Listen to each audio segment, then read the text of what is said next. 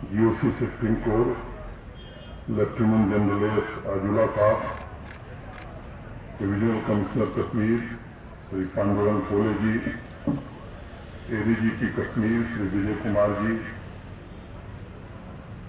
Major general Ajay Chandpuria ji, DC Baramulla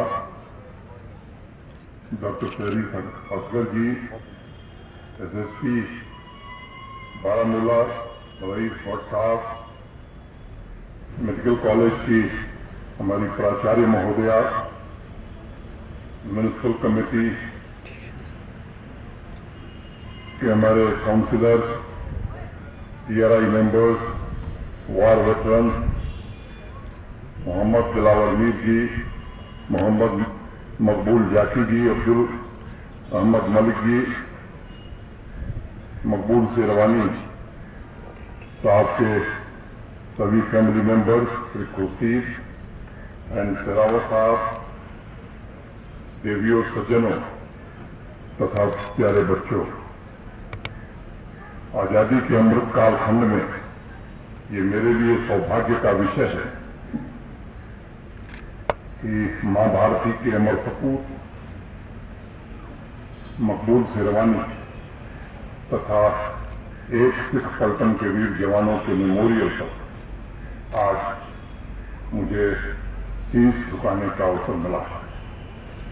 आजादी के अमृत महोत्सव में देश लाखों बलिदानियों की गौरव गाथा को याद कर रहा है और उनके त्याग से हासिल की गई 75 साल की उपलब्धियों का गौरवगान किया जा रहा है।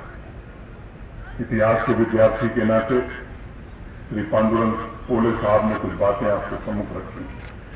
मेरी थोड़ी असहमति, मुझे लगता है कि एक राष्ट्र के रूप में हम आजादी के बाद एक राष्ट्र के रूप में निर्मित नहीं थे। अगर हम भारत के शास्त्रों को पढ़ेंगे तो एक राष्ट्र के रूप में हमारी पहचान सदियों से रही। और जहां तक लोकतंत्र का सवाल है तो दुनिया को लोकतंत्र दिखाने वाला देश भी भारत है, लोकतंत्र की जननी भारत है। दुनिया के किसी देश से हमें लोकतंत्र दिखाने की जरूरत नहीं है। तो हमने से किसी को आजादी की लड़ाई में हिस्सा लेने का अवसर नहीं मिला है। कुछ हमारे वीर सैनिक हैं जिन्होंने देश के लिए अपनी कुर्बानी दी। आज भी कुछ हमारे बीच मौजूद लोग हैं, हमारे पूर्वजों ने कुर्बानी। पांडुरंग पोले साहब ने बयां किया 75 सालों की यात्रा उतार चढ़ाव के बावजूद आज हम गर्व से कह सकते हैं, सर उठा करके हम पूरी दुनिया के सामने आज खड़े हैं।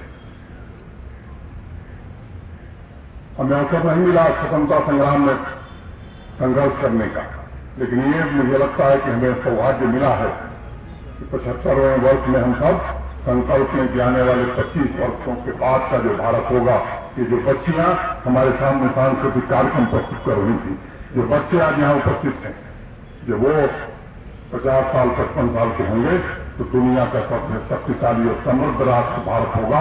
इसका संकल्प लेने का दिन है अमृत महोत्सव। मैं सभी वीरों की स्मृति में दो पंक्तियां कहते हुए अपनी बात शुरू करूंगा। उठो हिंद के बागवानों, उठो उठो इनकलाबी जवानों, उठो किसानों, उठो कामगारों, उठो नई जिंदगी के सरारों, उठो उठो जैसे दरिया में उठती है मौज, उठो जैसे आंधी की बढ़ती है फौज, उठो जैसे आंधी की बढ़ती है फौज। मित्रों, बारामूला के भगत सिंह कहे जाने वाले मकबूल शेरवानी का त्याग मैं समझता हूं कि केवल जम्मू कश्मीर को नहीं पूरे देश को गौरव है, एक अनूठी मिसाल है। क्या इस नौजवान ने अक्टूबर 47 में पाकिस्तानी हुकूमत और उसकी फौज द्वारा ढाए जा रहे जुल्म, हजारों बेगुनाह और मासूम बच्चों के कत्ल, हमारी हजारों मासूम बेटियों और बहनों पर किए जा रहे बर्बर अत्याचार से लोहा लिया और इसी तिरंगे की शान के लिए अपना सर्वोच्च न्यौछावर कर दिया। आज हमें विचार करने की आवश्यकता, क्या ऐसा नौजवान जिसने हजारों लोगों की जान बचाई, क्या ऐसा नौजवान जिसने हजारों माताओं बहनों की आबरू बचाई, हमारा वो हीरो होगा या हमारा वो हीरो होगा जो निर्दोष लोगों की जान लेता है? ये विचार का विषय। और मैं आपसे निवेदन करना चाहता हूं, और वक्त आ गया कि जब हमें इसके लिए निश्चित रूप से खड़े होने की आवश्यकता है। और मित्रों, दूसरी तरफ लेफ्टिनेंट कर्नल दीवान रंजीत राय की अगुवाई में सिख वीरों ने जम्मू कश्मीर के एक एक इंच भूमि की रक्षा के लिए पूरे समर्पण के साथ वीरता और कर्तव्य के प्रतिनिष्ठा का अनोखा उदाहरण प्रस्तुत किया। आजादी का अमृत महोत्सव नई पीढ़ी को अवसर देता है। इन वीर शहीदों के योग्य उत्तराधिकारी बनने का हम प्रयास करें। अभी सफीना बेग ने बहुत ही भावुक भाषण किया है आपके साथ। ये भारत के भविष्य के निर्माण के लिए संकल्प लेने का अवसर है और उस संकल्प को सिद्धि के लिए समाज के सभी वर्गों को मिलकर एक एक नौजवान के पुरुषार्थ को जागृत करना। बारामूला जम्मू कश्मीर की धरती पर मात्र एक नक्शा और जगह नहीं है। इसकी मिट्टी को भारतीय सेना के बहादुर सैनिकों और मकबूल शेरवानी जैसे नौजवानों ने अपने खून से सींचा है। इस धरती के साथ भारत मां की प्यारी संतानों और पड़ोसी मुल्क द्वारा ढाए गए जुल्मों की वेदना भी जुड़ी हुई। इस मिट्टी को बर्बरता से जुल्म से बचाने के लिए जिन परिवारों ने त्रासदी झेली है, मैं उनके प्रति भी श्रद्धा से नतमस्तक हूं। मकबूल शेरवानी साहब के भाई यूसुफ साहब, मोहिद्दीन और भतीजे भी उपस्थित हैं। मैं सभी को प्रणाम करता हूं। हमारे बीच आज बारामूला के स्वतंत्रता सेनानी और फौज के वेटरन भी मौजूद हैं। मैं उन्हें भी नमन करता हूं। पूरे विश्व ने पाकिस्तानी फौजियों और कबायलियों द्वारा हमारे बेगुनाह भाइयों तक हमारी बहनों और बेटियों पर हुए अत्याचार की कहानियां पढ़ी और सुनी। नई पीढ़ी इस बात को जाने, विश्व में आतंक का सबसे बड़ा समर्थक इस धरती को छलनी करने के लिए, बारामूला को तबाह करने के लिए उसी समय से कोशिश कर रहा, लेकिन हमारे साहस को नहीं झुका पाया। वो कश्मीरियत की भावना को नहीं मिटा पाया। हिंदू, मुस्लिम, सिख, ईसाई सबने एकजुट होकर दुश्मनों को खदेड़ने में मदद की और सर्वधर्म समभाव की यही भावना बारामूला, जम्मू कश्मीर और पूरे हिंदुस्तान की शक्ति को प्रदर्शित करता। यह अनूठी विशेषता कि जो जम्मू कश्मीर के राष्ट्र को एकता के सूत्र में बांध कर रखता है। एक दूसरे की परंपरा और मूल्यों का सम्मान करते हुए हम अपने कर्तव्य निभाते हैं और मर्यादाओं का भी पालन करते हैं। मित्रों, बारामूला हमारी संस्कृति में कर्मठ संघर्ष का प्रतीक है। Major Somnath Sharma, Maqbool Sherwani, brigadier Rajendra Singh, lieutenant colonel Dewan Ranjit Rai की रग-रग में देशभक्ति का ज्वार भरा था। जान हथेली पर लेकर जिन्होंने नई पीढ़ी का स्वर्ण भविष्य दिया, आज उस पीढ़ी की जिम्मेदारी है कि देश के विकास की तैयारी में उसी त्याग की भावना से वो जुटे। कई बार इतिहास तकलीफ देता है, स्मृतियां कष्ट पहुंचाती हैं, लेकिन अगर देश के वर्तमान और भविष्य को महान बनाना है तो नौजवान पीढ़ी को इससे परिचित होना होगा। और ये हम सबका कर्तव्य है कि हम अपने बच्चों को ऐसे महान लोगों के बारे में जरूर बताएं, हमारे बच्चे उनको जान सकें। चाहे किताब के माध्यम से हो, फिल्म के माध्यम से हो, वीर त्यागी पुरुषों के जीवन में झांक कर बच्चे देख सकें। आने वाले समय में जम्मू कश्मीर की स्कूली किताबों में भी मकबूल शेरवानी का जिक्र होने वाला है, ताकि आने वाली पीढ़ियां उन्हें पढ़ सकें। आजादी के बाद एक उम्मीद बंधी थी, जम्मू कश्मीर देश के अन्य भागों के समान ही तेजी से विकसित होगा। दिल्ली और मुंबई जैसी सुविधाएं यहाँ के नागरिकों को भी प्राप्त होंगी। मैं किसी राजनीतिक बात को छेड़ने यहाँ नहीं आया, लेकिन मैं जरूर कहना चाहता हूं, आज सुबह एक कार्यक्रम का वहां मैंने किस्सा सुनाया, मैं उसको यहाँ दोहराना चाहता हूं। हमारे इलाके में कई लोग साधना करते हैं पेड़ के नीचे। एक महाराज थे जो धूनी जमा कर बैठे थे। एक भूखा बच्चा उधर से गुजर रहा था। बच्चे को भूख लगी थी, दिख गए महाराज। बच्चे को लगा शायद महाराज मेरे भोजन में कुछ मदद करेंगे। बच्चे ने कहा महाराज भूख लगी है। महाराज ने कहा बताओ क्या करें। तो बच्चे ने कहा कि 2 रुपया दे दीजिए। महाराज ने कहा 4 देंगे। बच्चे ने कहा 4 दीजिए। महाराज ने कहा 8 ले लो। बच्चे ने कहा महाराज 8 दीजिए, महाराज ने कहा 16 ले लो। बच्चा जितना मांगता था महाराज देते कुछ नहीं थे, दुगुना देने का आश्वासन बराबर देते।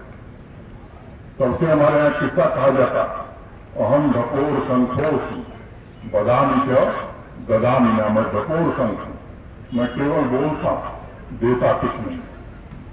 ये जो प्रक्रिया रही इसने देश का, जम्मू कश्मीर का बड़ा नुकसान किया है। मित्रों,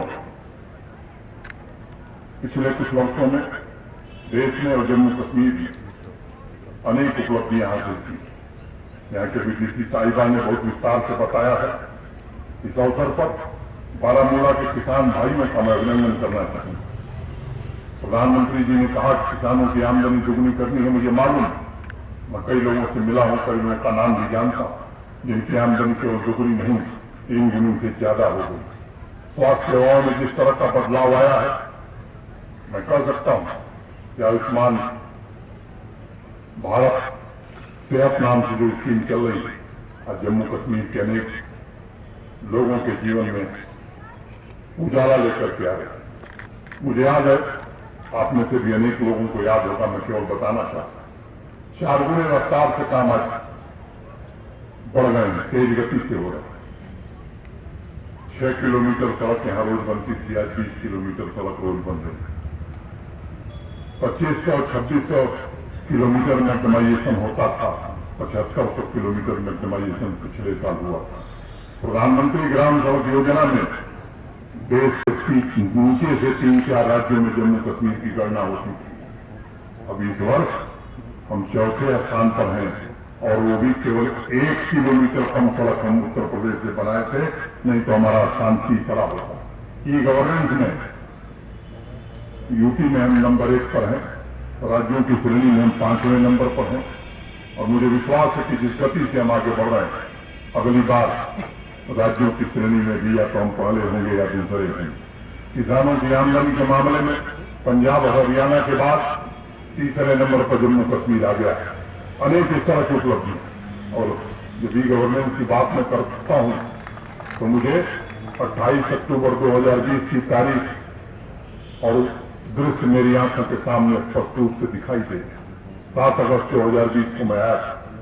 28 अक्टूबर 2020 को मेरी आंखों के सामने श्रीनगर से 270 ट्रक रवाना हुए थे जम्मू के लिए। उस समय के जो चीफ सेक्रेटरी थे, मैंने उनसे पूछा ये क्या है? उन्होंने कहा फाइलें जा रही हैं श्रीनगर से जम्मू जा रही हैं। उसी दिन तय किया था कि मई में जब लौटेंगे तो फाइल नहीं आएगी। अब कोई फाइल कहीं नहीं जाती है। अभी डॉक्टर सरी ने बताया है आपको, मैं इसके विस्तार में नहीं जाना चाहता। अकेले बारामूला जिले में पिछले वर्ष 1038 प्रोजेक्ट पूरे करने का लक्ष्य रखा था डिस्ट्रिक्ट कैपेक्स में, और पूरा हुआ है 1082। जो टारगेट था उससे भी ज्यादा प्रोजेक्ट बारामूला ने पूरे किए। इस साल डिस्ट्रिक्ट कैपेक्स बजट में बारामूला को 1515 करोड़ 1515 करोड़ रुपए का बजट है। सिर्फ डिस्ट्रिक्ट कैपेक्स के अंतर्गत यहाँ की चेयरमैन साहिबा, डीसी साहिबा, सभी चुने हुए प्रतिनिधियों ने 1520 प्रोजेक्ट तय किए इस साल बनाने के लिए, जिस पर काम चला। सेंट्रल सेक्टर स्कीम और भारत सरकार की जो परियोजनाएं हैं उनका जिक्र इसमें नहीं। इसी से नागरिकों का बेहतर भविष्य बनेगा। सभी भाइयों बहनों की जानकारी के लिए मैं बताना चाहता हूं कि 50 ऐसे सेक्टर हैं जिसमें जम्मू कश्मीर राष्ट्रीय स्तर पर बढ़िया प्रदर्शन कर रहा है।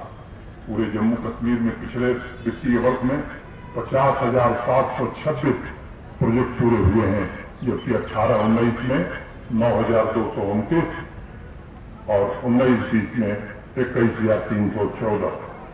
कृषि उत्पादन हो, हस्तशिल्प के क्रेडिट कार्ड हो, गिने चुने लोगों को ये सुविधाएं मिलती है। आज केसीसी लगभग हर किसान को दे दिया गया। किसान सम्मान निधि जो भी पात्र व्यक्ति एलिजिबल उसे दिया जा रहा है। दूर दराज के गांव में भी लोगों को सुविधाएं मिल रही हैं। बिजली व्यवस्था में भी काफी परिवर्तन हुआ, और मैं कह सकता हूं कि पहले की तुलना में मुझे याद है पहली बार जब मैं आया था गुलमर्ग में आया था, वहां इंटर स्पोर्ट्स का कार्यक्रम था। वहां एक बात मैंने कही थी कि वादी के लोगों ने पहली बार बर्फ और बिजली एक साथ देखी। और आज मैं कहना चाहता हूं, मुझे संतोष इस बात का कि आज हम इस स्थिति में पहुंचे हैं कि गांव में भी 18-20 घंटे बिजली हम दे पा रहे हैं। और मैं आपको भरोसा देना चाहता हूं कि जिस गति से हम काम कर रहे हैं और भारत सरकार जिस तरह से सहयोग कर रही, आने वाले 1-1.5 वर्षों में जम्मू कश्मीर के हर अंतिम छोर के गांव तक भी 24 घंटे बिजली देने की व्यवस्था हम बना सकेंगे। मित्रों, 30,000 नौजवानों को सरकारी नौकरी लगभग पिछले दिनों दी गई। 5.25 लाख लोगों को आर्थिक सहायता प्रदान करके स्वरोजगार से जोड़ा गया। विलेज इंडस्ट्री में पिछले वर्ष 1,73,000 लोगों को रोजगार उपलब्ध कराकर जम्मू कश्मीर ने देश के सभी राज्यों में सर्वश्रेष्ठ स्थान हासिल किया। 38,000 करोड़ से ज्यादा की ग्राउंड ब्रेकिंग सेरेमनी माननीय प्रधानमंत्री जी ने 24 अप्रैल को जम्मू से की थी। अभी हमारे पास और भी लगभग 30,000 करोड़ के प्रस्ताव हैं जो आने वाले 2 महीने में उन्हें स्वीकृत करेंगे। एक बार ये काम खत्म होगा तो यहाँ के कम से कम 5-6 लाख युवाओं को रोजगार मिलेगा। जम्मू कश्मीर में बिजनेस हो, किसान हो, जनप्रतिनिधि हो और जनता संगठित होकर एक दिशा में सब लोग चलने की कोशिश करें। हमारी अर्थव्यवस्था सुदृढ़ नहीं होगी, हम चुनौतियों का मुकाबला प्रभावशाली ढंग से नहीं कर पाएंगे यदि सब एकजुट होकर के आगे नहीं बढ़ेंगे।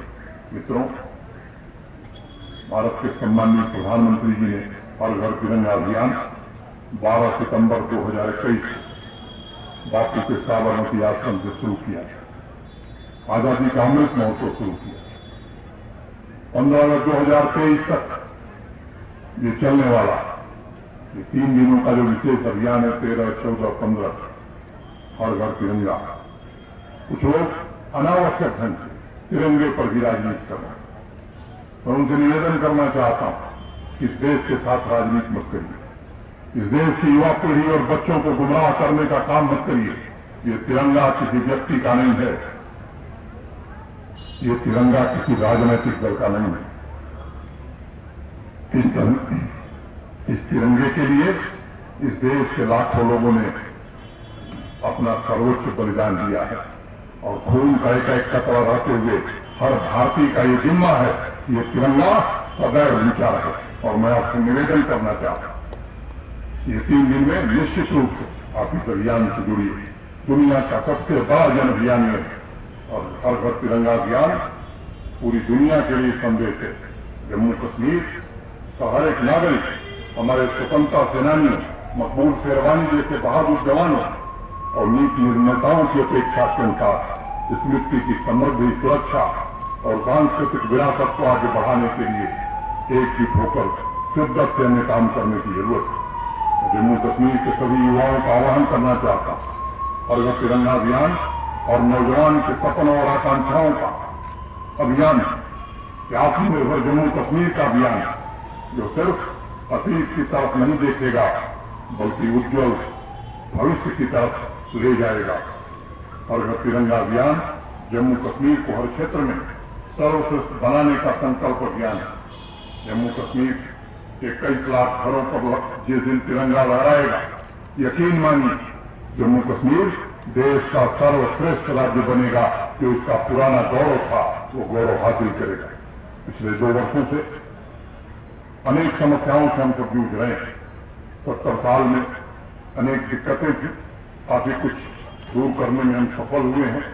मुझे प्रसन्नता है कि कई चीजों में हमने ढेर सारी उपलब्धियां की। लेकिन एक अंतिम बात करके मैं विदा लेना चाहता हूं। मित्रों, तरक्की के लिए शांति पूर्व शर्त होती है। दुनिया के किसी कोने में शांति के बिना विकास नहीं हो सकता। एक सभ्य समाज में आतंकवाद और नफरत के लिए कोई स्थान नहीं। हमारी परंपरा वसुधैव कुटुंबकम में विश्वास रखती है और इस भावना को जो लोग कमजोर करना चाहते हैं, हमारे फोर्सेस जम्मू कश्मीर पुलिस प्रशासन के लोग तो काम कर रहे हैं। मैं आपसे निवेदन करना चाहता हूं, आवाम के लोगों से विनती करना चाहता हूं उन्हें सबक सिखाना ये आपका भी दायित्व है। बहुत खून बह चुका निर्दोष लोगों का इकट्ठी, वे लोग इसी में उन्हें महारत हासिल। आपके बच्चों की तरक्की के लिए कभी वो रास्ता नहीं बना सकते।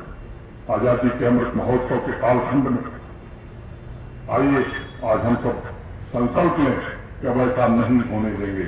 बहुत खून निर्दोषों का इस धरती पर बह चुका है। अब खून का एक कतरा इस जमीन पर गिरे, मुझे लगता है ये गंवारा हम सबको नहीं होना चाहिए। जो लोग कई पीढ़ियों को बर्बाद कर चुके हैं, खासतौर से हमारे जो पड़ोस में रहने वाले लोग हैं, उनके कारण पता नहीं कितने परिवारों में, कितनी माताओं ने अपने बच्चे खोए हैं, कितनी बहनों ने अपने भाई खोए। मकबूल शेरवानी की स्मृति को प्रणाम करते हुए कि आज हम यह संकल्प नहीं ले सकते कि हम उनके सही उत्तराधिकारी बनेंगे। देश को कमजोर करने वाली ताकतों के खिलाफ मुट्ठी बांधकर एक साथ खड़े होंगे। हर एक देश और राज्य के जीवन में एक ऐसा क्षण आता है जब वह नए युग में प्रवेश करता है। आजादी का अमृत कालखंड भी जम्मू कश्मीर के लिए वही क्षण है। मित्रों, आइए हम सब मिलकर आवाम के प्रत्येक नागरिक की विकास प्रक्रिया में भागीदारी सुनिश्चित करें और जो लोग भटक गए उन्हें वापस मुख्य धारा में लेकर आए। बुरे सपनों का वक्त बीत चुका है। यहाँ भय और भ्रष्टाचार से दुर्दशा फैलाने वाले लोगों का समय अब खत्म हो गया। आज Jammu Kashmir rule of law से चलता है और जो भी विकास की धारा को अवरुद्ध करना चाहेगा निश्चित रूप से उसे जवाब दिया जाएगा।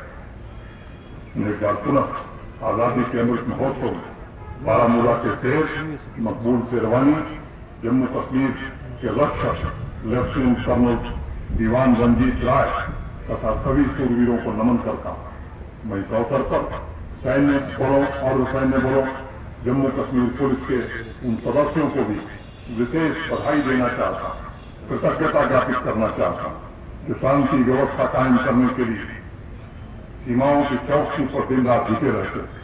मैं जम्मू कश्मीर के नौजवानों से ये अपील करना चाहता हूं, आइए हम सब मिलकर एक ऐसे जम्मू कश्मीर का निर्माण करें जो आर्थिक रूप से समृद्ध हो, सांस्कृतिक रूप से भी समृद्ध हो और जिसमें हर एक नौजवान के सपनों आकांक्षाओं को पूरा करने की व्यवस्था हो। इंसान की जिंदगी सबसे अनमोल होती। ऊपर वाला हमसे उम्मीद रखता कि हम कुछ अच्छा काम करके जाएंगे। हम अपने माता पिता, अपने आवाम की जिंदगी को खुशगवार बनाएंगे। आपकी यात्रा में चुनौतियां आएंगी, समाज विरोधी तत्व आपको बहकाने की कोशिश करेंगे, लेकिन ये जिंदगी, ये जो लम्हा मिला है, इसके सृजन में लगाइए, क्रिएशन में लगाइए और मुझे उम्मीद है कि आपके योगदान से जम्मू कश्मीर तरक्की का पर्याय बनकर के उभरेगा और हम आपको भरोसा देते हैं, ईमानदारी से, पूरी सामर्थ्य और क्षमता से हम सब दिन रात कोशिश करेंगे कि जम्मू कश्मीर निश्चित रूप से विकास के मानदंडों में एक नया मानक स्थापित करे।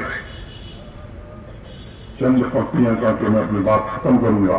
कई शेर पढ़े गए, मुझे भी 4 पंक्तियां पढ़नी है। कुछ लोग तुम्हें समझाएंगे, वो तुमको खौफ दिलाएंगे। कुछ लोग तुम्हें समझाएंगे, वो तुमको खौफ दिलाएंगे।